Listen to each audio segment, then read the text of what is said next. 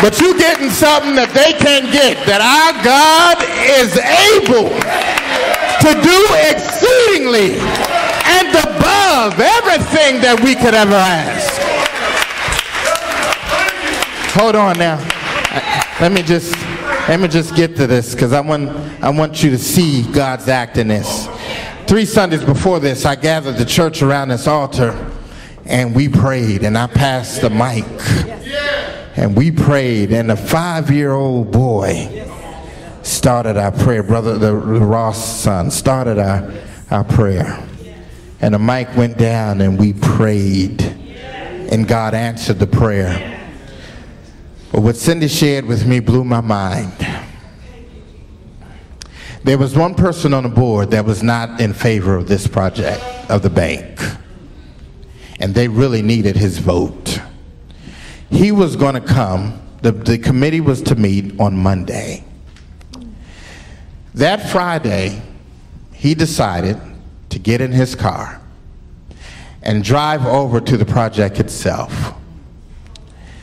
And that Friday there was activity on the ground and construction activity, and he walked and he saw the paved building print that was there.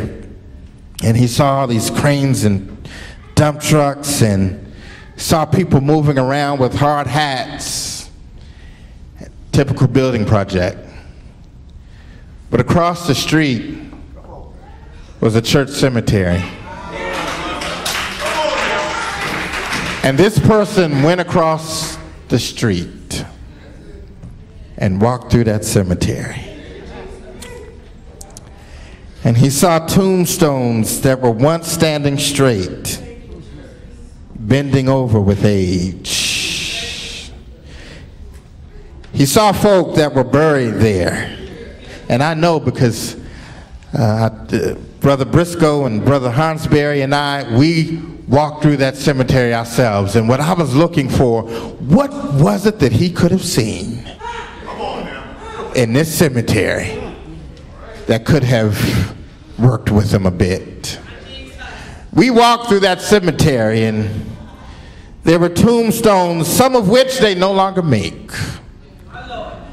They were almost being aged into the ground itself.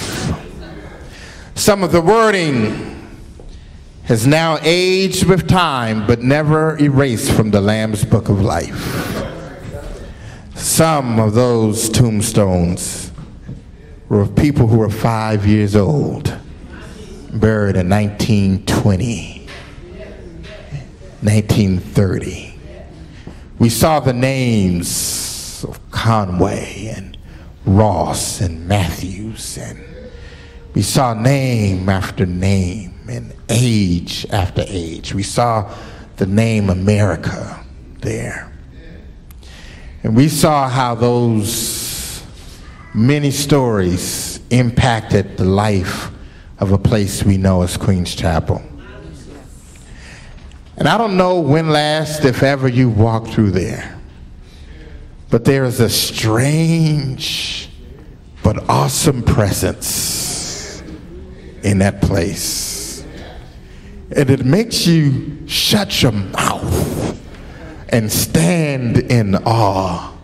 And you get a sense of what the writer must have meant when he wrote, God of our weary years and God of our silent tears, thou who hast brought us thus far on the way.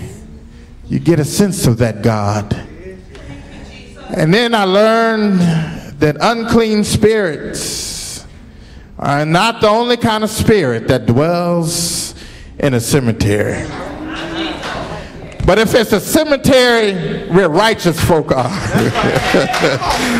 and if it's a cemetery where they that have washed their robes in the blood of the Lamb are, and if it's a cemetery where folks spat on them but yet they trusted in God, if it's a cemetery where they are, if it's a cemetery where folk knew poverty and never knew what it was to have car keys in their hands, and never knew what it was to have a 2-story home, but yet they trusted in God, if it's that kind of cemetery, then if you walk, there is a movement there.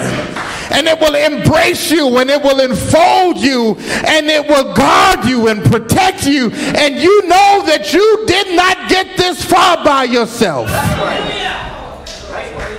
That's the cemetery that banker walked through. Not the construction site, but it was the cemetery that changed his mind and went back to that bank meeting and voted in the affirmative. And we are funded. So I thank God for your ancestors. I thank God for your mother and your father out there. I thank God for your great-grandparents who took him by the side and said, we've come this far by faith, and we ain't gonna turn around. Those are our children, and what we've instilled in them is to hold fast and trust in God even when it seems dark and you have no way. But you serve a God that will make a way out of no way. That's a bridge over troubled waters. That is a rock in a weary land that makes the crooked place straight.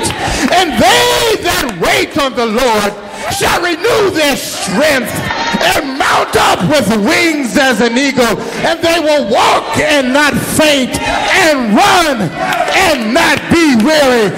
That is what independence is.